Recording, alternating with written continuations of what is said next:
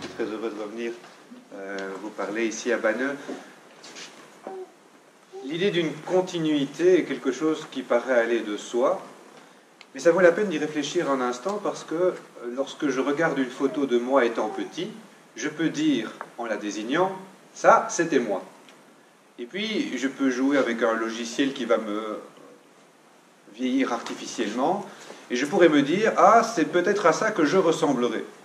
L'idée donc, c'est que lorsque je regarde une photo de moi il y a 10 ans ou une photo de moi aujourd'hui, je peux bien dire, c'était moi, c'est moi. Il y a donc bien une continuité, et on ne vit pas sur le mode stroboscopique. Il n'y a pas moi qui disparaît et qui devient autre chose, puis qui disparaît et qui devient autre chose encore. La pensée, la philosophie occidentale insiste beaucoup, à la suite d'Aristote, sur cette idée de continuité de l'être. Nous ne sommes pas devant une sorte de fleuve qui continue à s'écouler sans être jamais semblable à lui-même. Nous ne sommes pas non plus devant quelque chose qui serait bloqué sur le mode monolithique. Nous sommes devant quelque chose qui, tout en conservant une unité foncière du début à la fin, est affecté d'un certain nombre de modifications. C'est le grand débat finalement entre les philosophes grecs résolus par Aristote, qui vous dit d'un côté il faut tenir le pôle de continuité, de l'autre le pôle du changement. Le changement n'est explicable que s'il y a quelque chose qui change. Autrement, il n'y a pas véritablement de changement, il n'y a qu'une succession de choses qui ne sont pas liées les unes avec les autres. S'il y a changement, c'est précisément parce qu'il y a aussi continuité. Il n'y a changement que parce que quelque chose est toujours là, et c'est ce quelque chose qui est affecté par des états, par des modifications diverses. Quand on regarde la vie d'un être humain, c'est exactement la même chose. La vie d'un être humain commence au moment de la conception et s'arrête avec la mort naturelle.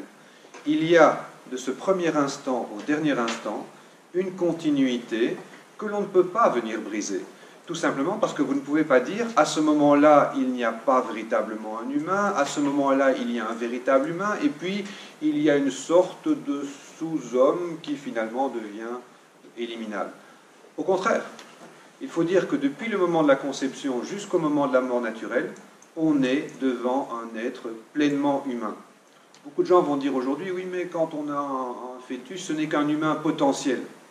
Alors, avec ce mot magique, on a l'impression d'avoir tout résolu. On dit, oui, c'est potentiel, c'est pas encore vraiment un être humain. Il ne faut pas se laisser abuser par la magie de ce genre de mots. Quand quelqu'un vous dit c'est un humain potentiel, il sous-entend que actuellement, l'opposition se fait entre potentiellement et actuellement, celui qui vous dit c'est un être humain potentiel doit pouvoir vous dire ce que c'est actuellement. Si ce n'est qu'en puissance un être humain, dites-moi ce que c'est en acte. Pour le moment, c'est quoi? Ah, c'est un tas de cellules. Oh non, ce n'est pas un tas de cellules. Un tas de cellules, c'est une chose désorganisée. Un tas, par définition, suppose un empilement qui n'a pas de cohérence particulière. Or, au moment de la conception, qu'est-ce qui est devant nous, même si ce n'est pas visible à l'œil nu? C'est une réalité composée d'un tout petit nombre de cellules, c'est vrai, mais ce ne sont pas des cellules qui sont mises les unes à côté des autres de manière anarchique. Que du contraire, c'est un petit nombre de cellules extrêmement organisées, qui possèdent d'entrée de jeu une sorte de code qui va déterminer leur organisation pour la suite du processus. Autrement dit, lorsque vous avez un prétendu tas de cellules au point de départ, ça se distingue de n'importe quel autre tas de cellules, entre guillemets, puisque ce que vous avez dans le ventre de la mère dès le moment de la conception, c'est bien un être humain. C'est-à-dire que vous avez un tout petit nombre de cellules qui sont déjà régies par une organisation qui infailliblement va conduire au développement de l'être humain que vous aurez plus tard. Ça ne deviendra pas un singe, une souris ou une baleine. Lorsqu'il s'agit d'un embryon, d'un fœtus humain, c'est bien d'un être humain, c'est-à-dire de quelque chose qui, à différents stades de son organisation, relève bien de l'humanité et pas d'autre chose. C'est-à-dire que lorsque vous regardez ces cellules, vous voyez qu'elles sont habitées, si on peut dire, par un ADN qui est bien un ADN humain. Et cet ADN qui détermine le code génétique d'un être humain est bien présent depuis le moment de la conception. C'est-à-dire que, aussi longtemps que les gamètes mâles et femelles ne se sont pas rencontrés, vous n'avez pas un être humain, vous avez deux parties de code génétique qui se cherchent, pour s'exprimer en termes biologiques très simples, et à partir du moment où il y a fécondation de l'œuf, vous avez fusion des gamètes mâles et femelles, et cette fusion détermine la formation de quelque chose qu'on peut appeler un être humain, puisque c'est bien quelque chose qui est doté d'un code génétique humain complet, de son propre code génétique. C'est-à-dire que lorsque vous entendez dans certaines discussions à propos de l'avortement, vous avez un slogan qui revient tout le temps, c'est mon corps, c'est mon droit. En fait, c'est en logique ce qu'on appelle une ignoratio elenchi. C'est-à-dire que c'est un argument qui frappe à côté. Lorsque quelqu'un dit c'est mon corps, c'est mon droit, en fait, il faudrait tout de suite lui faire remarquer, mais on ne parle pas de votre corps, on parle d'un être humain qui est à l'intérieur de votre corps. Par rapport à tout ce qui est votre corps, cette petite chose qui se développe en vous n'est pas votre corps, et la vérification est toute simple. Ce qui est votre corps possède votre ADN. Ce qui n'est pas votre corps possède son ADN propre. Or, ce qui se développe dans le sein de la mère possède un ADN qui est son propre ADN et qui n'est que pour partie celui de sa mère. Donc ce n'est pas mon corps, c'est géographiquement dans mon corps, pas dans le mien puisque je suis un homme, mais vous comprenez bien ce que je veux dire, c'est géographiquement dans le corps d'une autre personne, mais ce n'est pas son corps puisque c'est un ADN tout à fait distinct. On vous dit alors, oui, mais cette petite chose ne ressent rien. De fait, pendant les premières semaines, il est incontestable que ce petit être humain est encore extrêmement imparfait. Beaucoup de choses doivent encore être développées, ne serait-ce que la sensation, et donc il est absolument incontestable que durant un certain nombre de semaines, le fœtus, l'embryon, ne ressent strictement rien. Peut-on pour autant éliminer un être humain, puisque c'en est un? C'est un être vivant, ça grandit, ça se développe, ça possède un ADN humain, c'est donc un être humain. Peut-on éliminer un être humain sous prétexte qu'on peut le faire sans lui infliger de douleur? Non, certainement pas. De la même manière que je ne peux pas décider de tuer quelqu'un simplement parce que j'ai trouvé un moyen propre, efficace et rationnel de le faire. Il est très facile de tuer quelqu'un sans douleur. Je n'ai pas d'arme, je ne suis pas expert en armes, mais comme tout le monde, j'ai vu suffisamment de films pour savoir qu'avec une arme, les choses sont vite réglées et ça peut se faire sans douleur. Ce n'est pas parce qu'on peut tuer quelqu'un sans douleur, parce qu'on a la possibilité de le faire, qu'on a le droit de le faire. Quand c'est un être humain, vous n'avez simplement pas le droit de le tuer et vous ne pouvez pas simplement prétexter « oui, mais il ne va rien ressentir ». On ne tue pas quelqu'un parce qu'on est capable de le faire sans lui infliger de souffrance. Alors on dira, oui, mais il n'y a quand même pas que la souffrance, il y a aussi le fait que dans les premiers jours après la fécondation, il n'a même pas de cerveau. De fait, il n'a pas encore de cerveau. Alors, est-ce que c'est le fait d'avoir un cerveau parfaitement fonctionnel qui définit que vous êtes un être humain? Non. Le cerveau, comme tout le reste, se développe. L'estomac, comme tout le reste, se développe. Qu'est-ce qui fait que vous êtes un être humain? Est-ce que c'est votre cerveau? Pourquoi seulement votre cerveau? On sait très bien qu'une greffe de cerveau, ça ne marche pas, mais enfin une greffe d'estomac, ça ne marche pas bien non plus. Qu'est-ce qui va déterminer votre humanité? Un cerveau fonctionnel, vraiment? Le problème, c'est que je vois ici de mignons petits-enfants dont le cerveau n'est pas encore pleinement développé. Donc ça veut dire que si on considère que le fait que le cerveau n'est pas encore ou pas encore complètement développé est un critère qui va définir si oui ou non vous êtes véritablement humain, on pourrait dire, avec un argument pareil, que le mignon petit Anatole ici est moins humain que nous, adultes. Alors que personne n'osera dire une chose pareille. On va dire, mais si, il est humain. Bien sûr qu'il est humain. Pourtant, son cerveau est moins développé. Donc ça veut dire quoi ici? Ça veut dire que se baser sur le critère du développement des organes pour justifier qu'un être est humain ou non, c'est un mauvais argument. Un être humain est humain dès lors qu'il a le code génétique qui lui fait appartenir, qui le fait appartenir à la race humaine, et ça, c'est un acquis depuis le moment de la conception.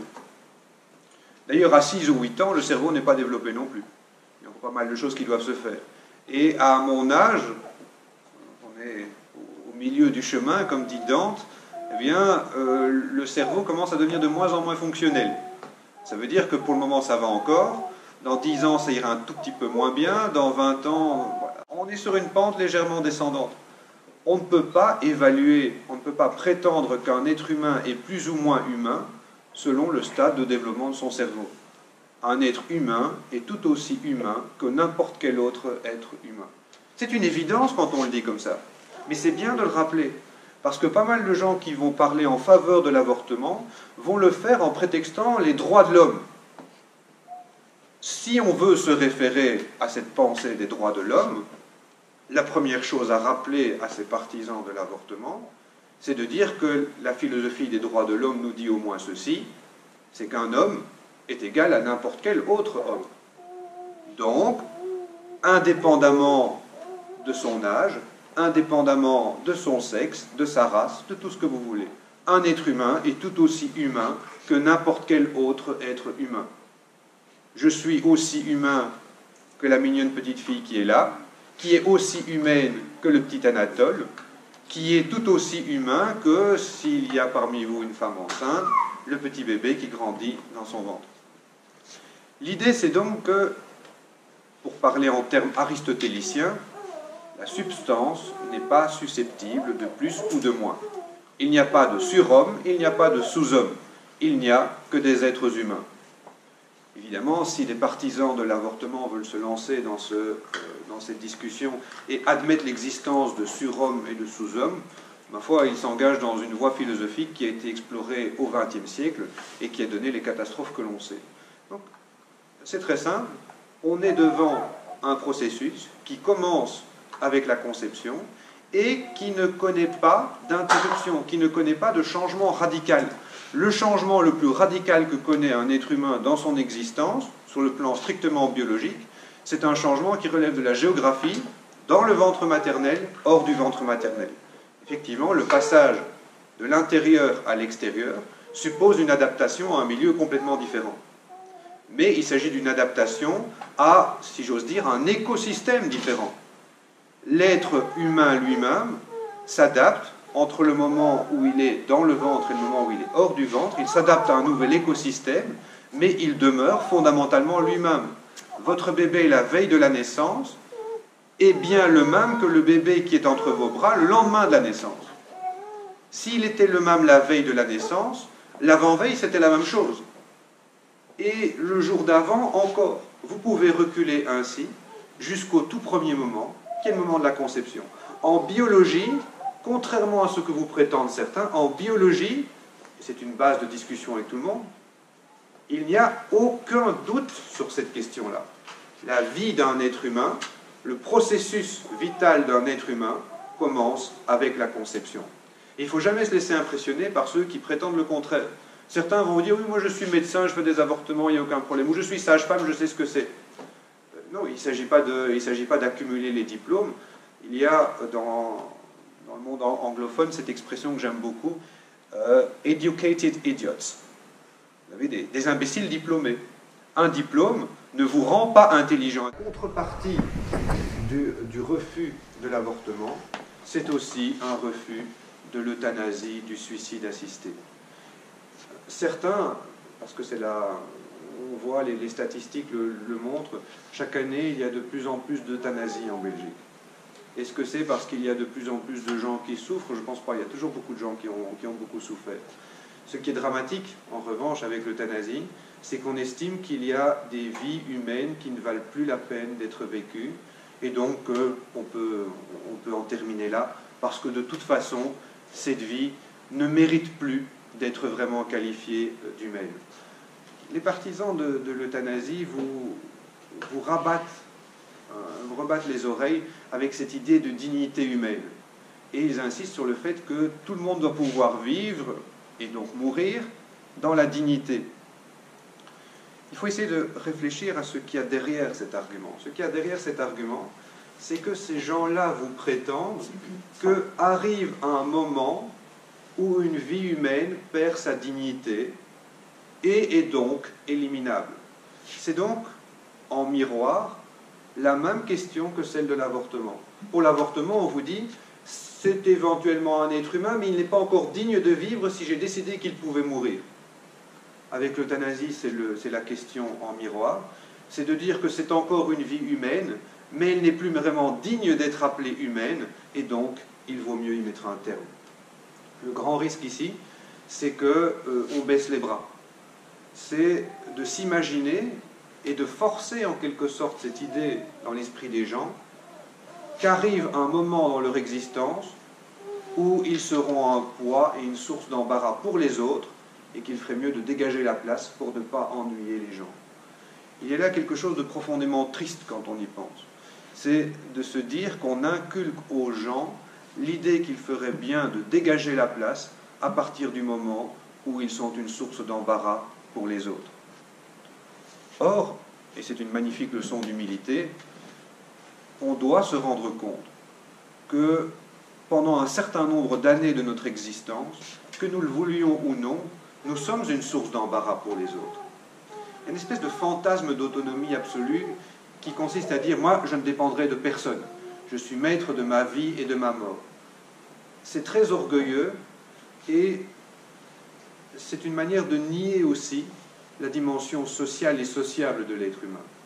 L'être humain est fait pour fonctionner en société, c'est-à-dire que l'être humain, et la plupart des gens le reconnaîtront volontiers, l'être humain est fait pour que les uns et les autres s'entraident.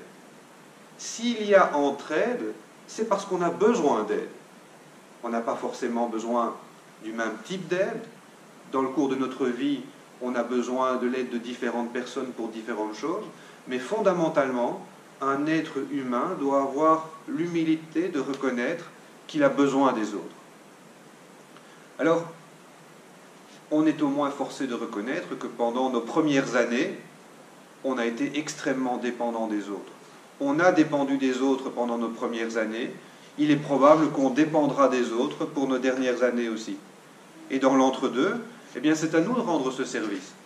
Puisque d'autres se sont occupés de nous quand nous en avions besoin, puisque d'autres s'occuperont de nous quand nous en aurons besoin, profitons des années où nous pouvons donner notre aide à ceux qui ont besoin de nous pour manifester cette solidarité essentielle de l'être humain. On a vraiment cette idée, et elle est fondamentale, que l'être humain n'est pas fait pour fonctionner seul. C'est éventuellement un point sur lequel je reviendrai dans la conférence de tout à l'heure. Aristote a cette très belle remarque qu'un être humain qui vivrait complètement isolé serait soit une sorte de Dieu, soit une bête sauvage. Parce que fondamentalement, il y a chez l'être humain un appel à une forme de collaboration avec les autres. Eh bien, aussi bien l'avortement que l'euthanasie sont des symptômes que quelque chose est cassé dans ce lien et que beaucoup de gens veulent affirmer une autonomie qui pour eux passe par la cassure des liens qui nous relient aux autres personnes. Alors on vous dira, oui, mais je ne veux quand même pas dépendre des autres, c'est pas sympa. De fait, on doit admettre qu'on peut être une charge pour les autres. Et pour se préparer à être une charge pour les autres, eh bien justement, on doit nous-mêmes, quand on en a la possibilité, donner un coup de main aux autres, pour en quelque sorte payer d'avance la dette qu'on va contracter vis-à-vis d'autrui. Mais l'existence même de cette dette, on ne peut pas l'éliminer sous le prétexte fallacieux de gagner notre autonomie. Dans la culture chinoise traditionnelle, lorsque l'un de vos parents meurt, vous êtes tenu de garder le deuil jusqu'à la 3e année révolue. C'est-à-dire que vous avez en fait 25 mois de deuil. Pourquoi cette longue période de deuil?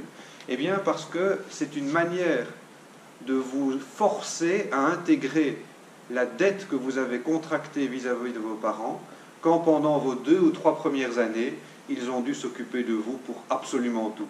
Donc dans cette idée de la culture chinoise traditionnelle, il y a la valorisation du fait que nous sommes totalement dépendants pour absolument tout de nos parents, jusqu'à peu près l'âge de 3 ans. Et donc, lorsque nos parents nous quittent, c'est la moindre des choses que de pleurer leur départ pendant le temps équivalent pour nous rappeler de cette dette que nous avions vis-à-vis d'eux. Alors, ce qui est dramatique aussi dans cette question de l'euthanasie qu'on voit aujourd'hui, c'est que lorsque on parle de se donner la mort, l'euthanasie est, selon la terminologie que l'on adopte, un suicide assisté. Or, il y a une grande différence entre un suicide et un suicide assisté. Le suicide est un acte que l'on pose soi-même, sans impliquer directement les autres. C'est-à-dire que, bien sûr, les autres seront affectés, mais ils ne sont pas impliqués dans le geste lui-même. Donc, le suicide constitue un problème philosophique et religieux à part entière. Le suicide assisté, et c'est bien ça qu'est l'euthanasie, constitue un problème d'un tout autre registre, puisque d'une certaine manière, dans le suicide assisté, c'est votre autonomie, c'est votre revendication d'autonomie qui oblige autrui à devenir participant du geste par lequel vous mettez fin à vos jours. Ça paraît assez dur à dire, parce qu'évidemment il y a des situations dramatiques, mais le geste d'euthanasie, de suicide assisté, est un geste que le candidat au suicide ne pose pas seul, mais d'une certaine manière, il oblige quelqu'un à participer à ce geste, puisqu'il a besoin d'une assistance. Et ce faisant, il oblige quelqu'un à continuer de vivre avec sur la conscience le poids de ce geste terrible d'avoir ôté la vie à un être humain qui ne méritait pas de mourir. Parce que la question de la peine de mort est une autre question. Voilà pourquoi je parlais tout à l'heure de cette autonomie qui, d'une certaine manière, coupe les ponts avec les autres personnes, avec les autres membres de la communauté humaine. Ce qui est catastrophique, et c'est pour ça que beaucoup de médecins refusent, même là où l'euthanasie est permise, beaucoup de médecins refusent de le faire, parce que ces médecins sont obligés de vivre avec ça. Eux sont obligés de vivre avec le geste qu'ils ont posé, qui va à l'encontre du serment qu'ils ont pris au début de leur pratique médicale, d'aider les gens à vivre. Qu'ont-ils fait en accompagnant une euthanasie? Ce qu'ils ont fait, c'est aller à l'encontre du mouvement le plus fondamental qui est à la racine de leur pratique médicale. Donc, vous voyez ceci dans la personne qui demande. Alors, on parle ici de façon évidemment théorique. Dans la pratique, évidemment, il faut mettre des gants avec les gens qui souffrent réellement. Mais de faire réfléchir les gens sur le fait qu'en exigeant d'autrui qu'ils les assistent dans leurs gestes suicidaires, ils obligent les autres à vivre avec un meurtre sur la conscience. Même si c'est un meurtre qui fait l'objet d'un arrangement, il n'y a rien à faire. Beaucoup de médecins qui ont pratiqué des euthanasies disent après qu'ils ne veulent plus en faire ou qu'ils ont du mal à trouver le sommeil, parce que même si c'était un accord, même si tout le monde était bien conscient de ce qui se passait, néanmoins, eux doivent continuer à vivre avec cette idée qu'ils ont tué quelqu'un. Par ailleurs, et c'est quelque chose qu'on pourrait négliger aussi, bien sûr, il y a des cas où des gens souffrent terriblement, mais pour ça, il y a les soins palliatifs.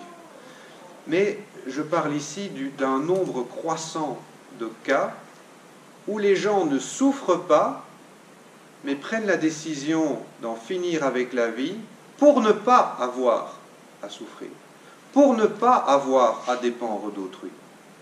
Et dans la presse, malheureusement, on voit que la presse se fait le porte-parole de ce mouvement d'euthanasie. On inculque en quelque sorte aux gens qu'il ferait bien de déguerpir quand ils ont le sentiment qu'ils pourraient commencer à ennuyer quelqu'un. Donc non seulement l'euthanasie contraint quelqu'un d'autre à être associé à un geste de meurtre et à vivre avec ce geste, mais par ailleurs, les personnes en vieillissant reçoivent un message de pression de la part de la société qui leur dit « Regardez, celui-là, au moins, il a été courageux, il est parti. Alors, qu'est-ce que vous attendez ?» C'est une manière d'exploiter la faiblesse des plus faibles. clair évidemment que ceux qui vont le plus être affectés par cette situation sont ceux qui sont psychologiquement, socialement aussi, les plus faibles. Une personnalité très forte va pouvoir dire « oui, mais quelle que soit la pression de la société, je fais ce que je veux ». Mais combien de personnes plus faibles, j'entends ici plus fragiles, psychologiquement un peu moins stables, avec une moins bonne assiette, combien de ces personnes déjà plus fragiles au point de départ vont se sentir obligées d'en finir avec la vie parce qu'il y a ce regard de la société qui les accuse. Quoi? Vous êtes encore là, vous? Et qui vont donc, à cause de leur propre fragilité, poser ce geste parce qu'elles n'osent pas faire autrement. On va peut-être avoir tendance à, parce qu'évidemment quand on réfléchit à ces questions-là, quand on réfléchit posément et calmement, on est le plus souvent en bonne santé, on se dit, oui mais enfin je garde le contrôle. Oui mais est-ce qu'on ne minimise pas le fait que pour beaucoup de gens, la pression externe va les déterminer à faire des choses que par eux-mêmes, ils auraient absolument refusées.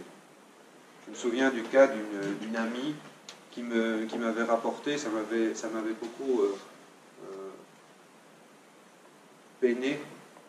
Elle avait entendu parler d'une femme qui avait décidé de se suicider, c'est-à-dire de demander une euthanasie. Et mon ami qui avait appris cette histoire-là s'était un peu renseigné et s'était dit quand même, mais c'est terrible, je vais aller voir cette femme. Elle ne la connaissait ni d'Ève ni d'Adam, mais elle a décidé d'aller la voir. Elle est allée parler avec cette femme qui ne souffrait de rien en particulier. Simplement, elle était fatiguée de vivre. C'est une nouvelle excuse aussi, ça, fatiguée de vivre. La vie ne m'amuse plus.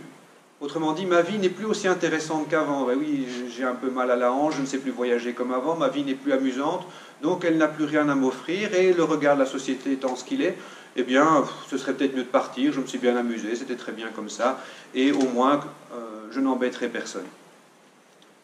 Et mon ami qui était allé voir cette personne avait tenté de la raisonner, et ayant de bons arguments, elle faisait un peu reculer cette dame qui avait pris sa décision, jusqu'à ce qu'un déclic se produise, et cette dame a arrêté la conversation à un moment, a dit « oui, mais j'ai pris ma décision, qu'est-ce que les autres vont penser maintenant si je reviens là-dessus ?»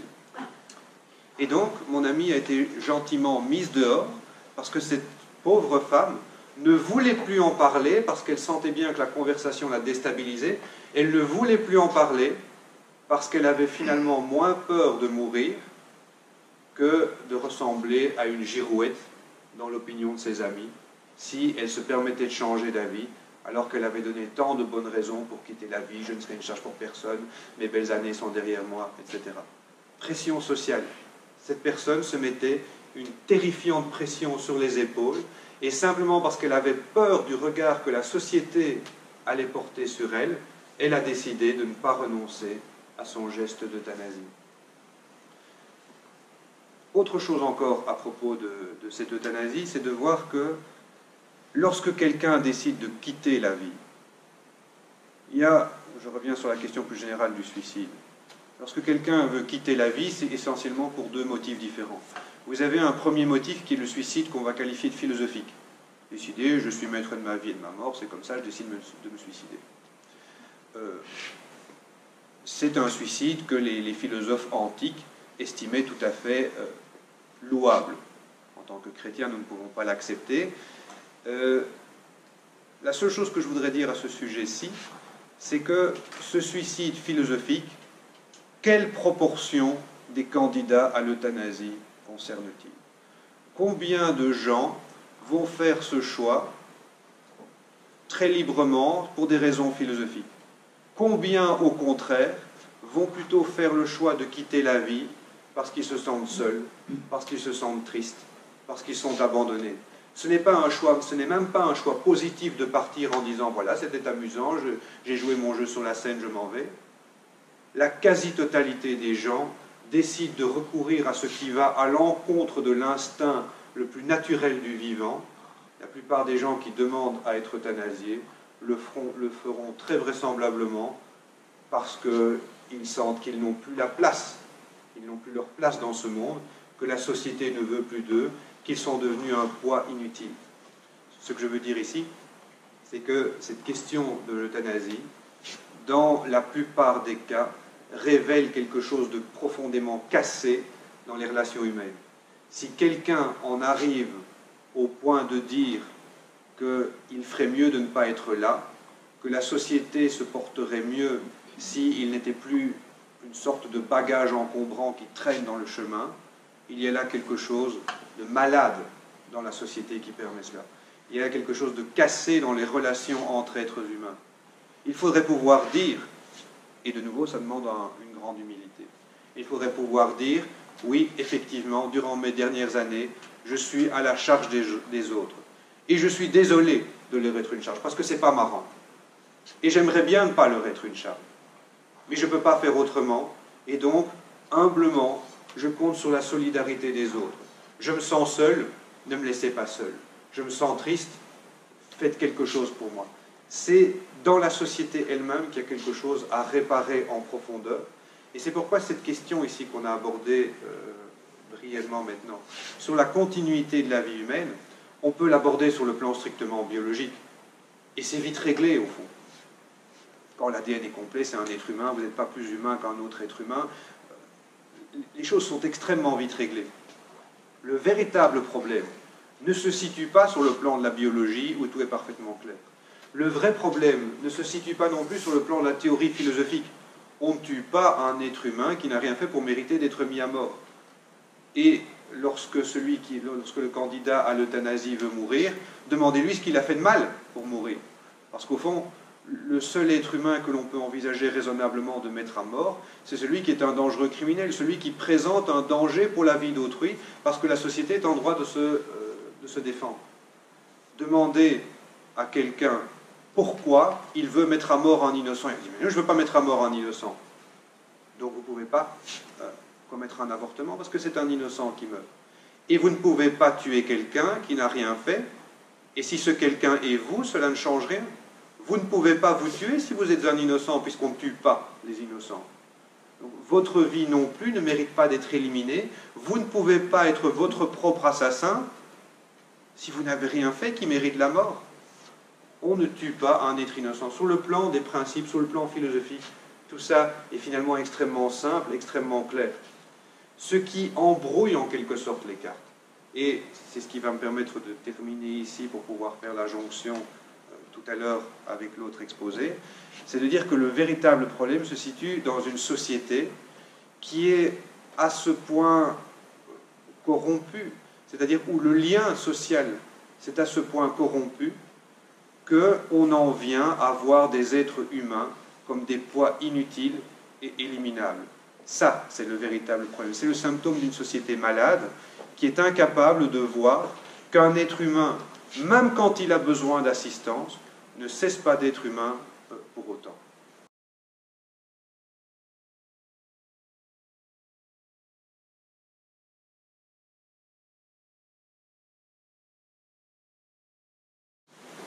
Alors, il y a là derrière, et on trouve ça de façon pas tout à fait consciente, pas tout à fait articulée, parce que beaucoup de gens réfléchissent simplement pas à la question et vont agir sur base de slogans extrêmement regrettables. Mais en un sens, vous avez raison, c'est même plus la question humain, pas humain, c'est que ce qui est sous-jacent à cette idée-là, c'est que un être humain n'est humain que dans la mesure où j'ai décidé qu'il l'était.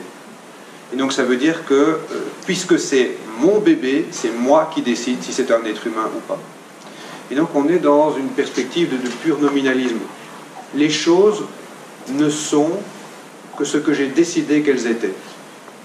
Et donc, si ça ne me plaît pas, c'est un tas de cellules. Si ça me plaît, c'est mon bébé. Et regardez de façon très symptomatique, une fois encore, il y a quelques semaines, je crois, on nous annonçait en grande pompe la naissance, la future naissance du bébé de Meghan et le prince Harry. Ah, c'est merveilleux, le royal bébé arrive. Vous savez, toute cette presse, presse people qui... C'est étonnant. on nous dit, voilà, elle est enceinte, je sais pas, à ce moment-là, elle était enceinte d'1 ou 2 mois, et on nous dit, ah, il y a un nouveau bébé qui va arriver. Non, non, c'est un tas de cellules selon eux. Mais parce qu'elle le voulait, ah, c'est un bébé. Si elle ne l'avait pas voulu, oh, la pauvre aurait été affectée d'un poids dont il aurait fallu la délivrer, parce que vous comprenez bien, c'est difficile. Ça veut dire que, sans que ce soit réfléchi, parce qu'on est dans l'absurdité la plus radicale, mais sans que ce soit réfléchi, c'est cette absurdité qui nous est tenue par les gens qui sont promoteurs de l'avortement. Un être humain, si vous avez décidé qu'il l'était. Si vous avez décidé qu'il ne l'était pas, ou qu'il ne l'était plus, ou qu'il ne l'était pas encore, vous pouvez l'éliminer.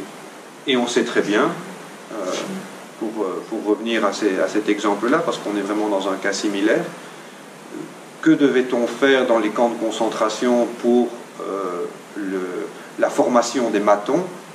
Il fallait les persuader que les gens qui étaient autour d'eux n'étaient pas des êtres humains.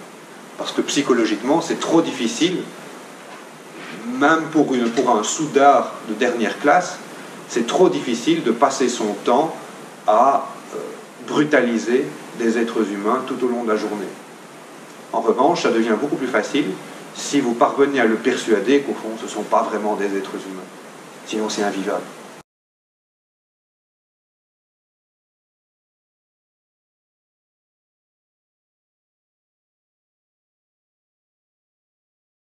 Alors, avec l'absurde lui-même, on ne peut pas raisonner, mais ça tombe bien, l'absurde ne se présente jamais devant nous. Il se présente sous la forme de personnes qui, imbibées de slogans divers, n'ont probablement jamais fait l'exercice de réfléchir à la cohérence ou à l'incohérence de leurs pensées. Et c'est pour ça que on a un gros avantage dès lors qu'on trouve quelqu'un qui accepte de mener une discussion. Si vous êtes devant un fanatique qui, de façon rabique, va vous agiter ses slogans, ça ne sert à rien. Là, c'est quelqu'un qui ne veut pas réfléchir. Mais pour beaucoup de gens qui sont dans une situation éventuellement de détresse, parce que les situations de détresse sont bien réelles, il ne s'agit pas du tout de le nier. Si on est devant une personne qui est dans une situation de détresse, et qu'on fait l'effort d'écouter ce que cette personne a à dire, et de l'aider en quelque sorte à mettre ses idées en place, parce que beaucoup de gens sont perdus au fond. Si on accepte de s'asseoir avec cette personne, de discuter avec elle, et que l'on fait émerger la suite, ou le manque de suite entre les idées, peut-être que quelque chose peut changer. Parce que les gens, même s'ils agissent souvent de façon irrationnelle, et on le sait bien dans notre propre existence, on est quand même épris de cohérence. On n'aime pas apparaître comme une girouette, on n'aime pas dire une chose et faire son contraire, on aime apparaître comme quelqu'un d'entier. Ça veut dire qu'à partir du moment où on a l'occasion de, ne serait-ce que verbaliser un certain nombre d'idées qui sont les nôtres, on peut, en se posant simplement pour mettre des mots sur ce qu'on dit, sur ce qu'on pense, sur ce qu'on veut faire, découvrir qu'il y a un problème. Et là, quelque chose peut se débloquer.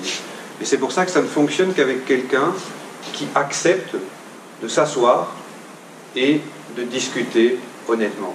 Avec quelqu'un qui hurle des slogans, ça ne sert à rien.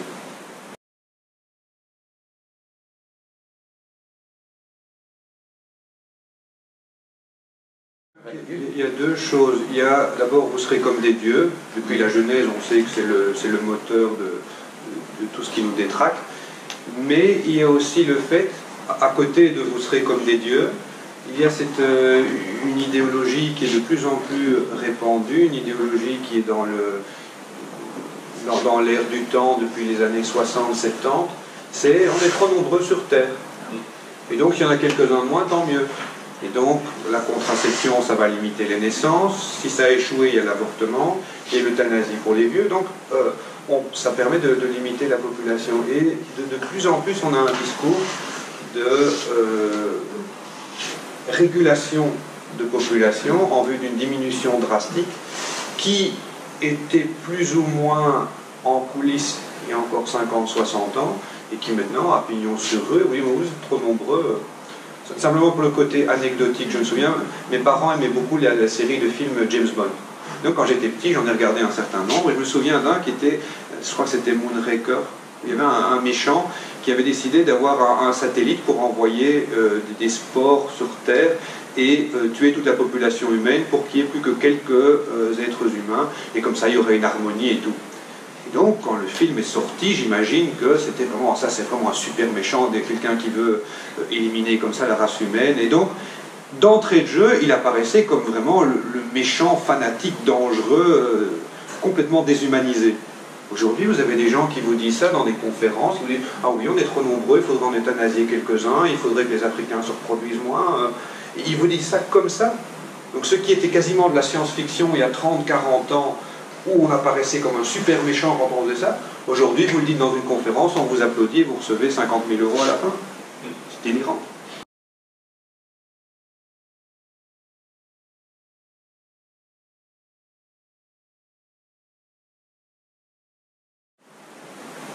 Très brièvement, d'abord, il y a deux choses. C'est de surtout pas donner l'impression qu'on accuse les gens, parce que au fond d'eux, quelque chose c'est qu'ils n'ont pas fait le bon choix. Et donc, si on est tout de suite dans l'accusation, ça va casser. C'est peut-être discuter avec les gens pour leur dire « Est-ce que vous vous rendez compte, est-ce que vous ne craignez pas que cette équipe-là vous ait manipulé ?» Parce qu'au fond, pour eux, c'est une opération financière intéressante, ça rentabilise leur service. Et donc, le fait que vous n'ayez pas de service après-vente, si j'ose dire, est-ce que ce n'est pas la meilleure preuve qu'en fait, on s'est servi de vous? Donc il y a une victime, bien sûr, c'est l'enfant. Il y a une autre victime dans une moindre mesure, mais c'est la femme qui dit « Oui, tout ira bien, regardez, c'est remboursé par la sécurité sociale. » Il y a une machine à fric là derrière. Et cette machine à fric se sert des vies humaines comme dans une sorte de matériau brut. Les gens sont utilisés. Peut-être aborder ça par ce biais-là, de voir qu'il y a là une idéologie qui utilise les gens pour se faire de l'argent. Et là, il y a quelque chose d'une inversion des valeurs que n'importe qui, même en dehors du cadre chrétien, va pouvoir percevoir comme n'allant pas. Peut-être commencer par là.